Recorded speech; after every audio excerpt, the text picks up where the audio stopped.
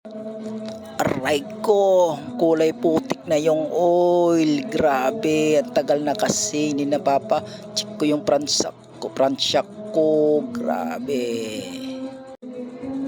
At saka mga lods, dito pala ako si Emian Motovlog at dito naman nagbabalik yung vlog ko na walang kakupas-kupas at walang ganong nanonood. At mga lods, ayun pala, pinaripak ko yung front shock ko kasi nararamdaman ko lang hindi siya nagbabounce sa mga loads. Kaya ito, pinacheck ko doon sa may malapit sa amin ditong na moto shop at tinanong ko naman si kuya, sabi niya marunong naman siya. At ayun mga lodi, sinimulan niya at nakita ko na rin yung front shock ko nasa unahan. Grabe, ang kulay putik na mga lods yung laman ng front shock ko, hindi na kulay green.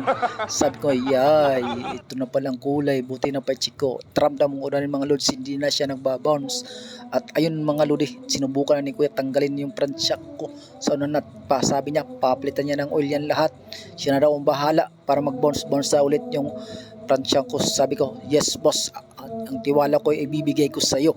At ayun mga lods, tinignan ko nga, grabe talaga, kulay putik na. Sabi ko, yay, grabe naman to. Buti na lang talaga, naisip ko ngayon, napalitan siya, tipacheck ko to mga lods. At nakita ko naman na kung nilaro-laro ni kuya, at yan mga lods, nilaro-laro ni kuya, okay, pinalitan niya ng oil. Ito pala ang ginamit niyang oil mga lods.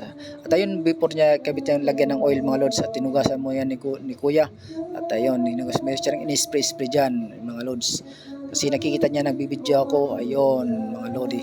At ayun mga lodi, tapos na hugasan ni kuya.